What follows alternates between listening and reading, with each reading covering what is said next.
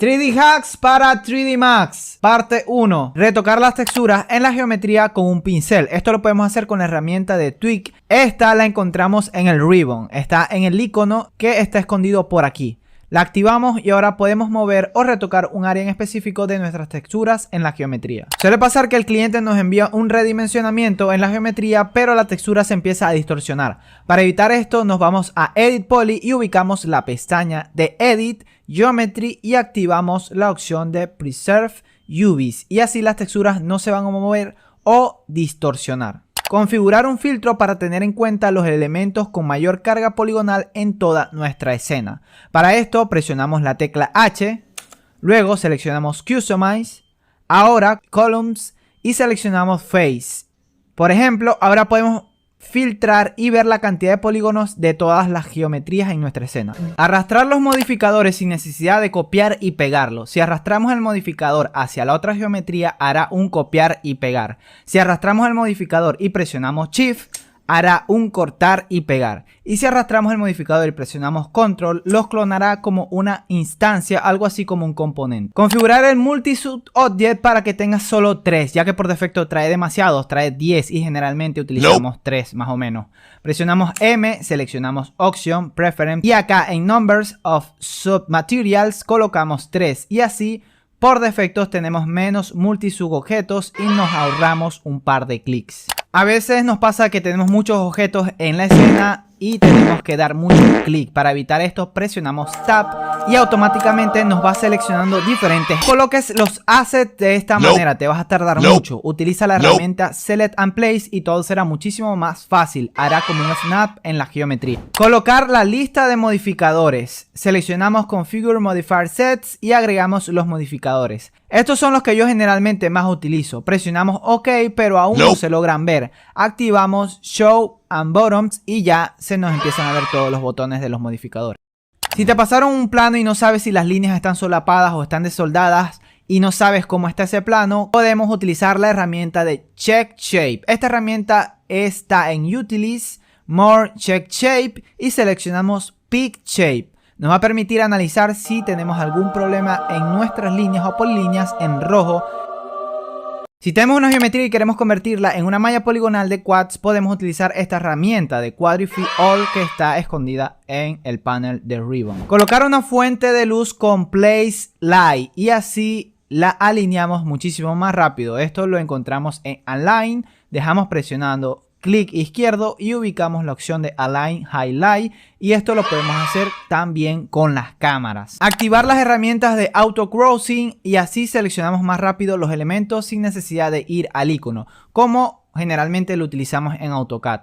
Nos vamos a Preference y seleccionamos Auto Windows Crossing by Direction y ahora de izquierda a derecha selecciona todo lo que esté dentro y de derecha a izquierda selecciona todo lo que toque la línea sección. Aumentar los tiempos del autoback, por ejemplo, a 30 minutos, ya que por defecto tiene un valor muy bajo y se nos va a ralentizar mucho nuestra escena cada vez que haga un autoback. O sea, cada 5 minutos, es un dolor de cabeza. Desactivar el target de las cámaras y bloquear los ejes para que podamos seleccionarlas sin que éstas puedan moverse. Esto lo hacemos en Link, Info y palomeamos todo y así la cámara quedará inmóvil. Si por alguna razón utilizamos ProBoolean y nos sucede algo como esto, lo ideal es activar en las opciones avanzadas Remove Only Invisible para evitar ciertas imperfecciones en la topografía. Utilizar el Color Picker de Corona es muchísimo más avanzado y versátil. Nos vamos a Preference, Color Selector y seleccionamos el de Corona.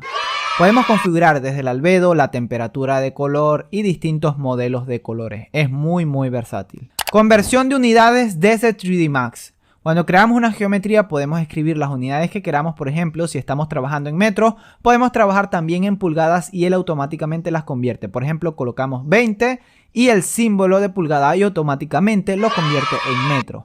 Así igual con centímetros o milímetros. Utilizar la herramienta de Paint Connect para agregar loops de soporte de manera más libre y versátil. Si presionamos Shift, hace algo así como un snap y Shift más Alt hace un loop dual y podemos hacer este tipo de... ¿Cómo podemos medir en 3D Max sin necesidad de utilizar una caja o algún objeto de referencia? Podemos hacer con Measure Distance para medir geometrías. Si presionamos F11 podemos ver todo el historial de las medidas.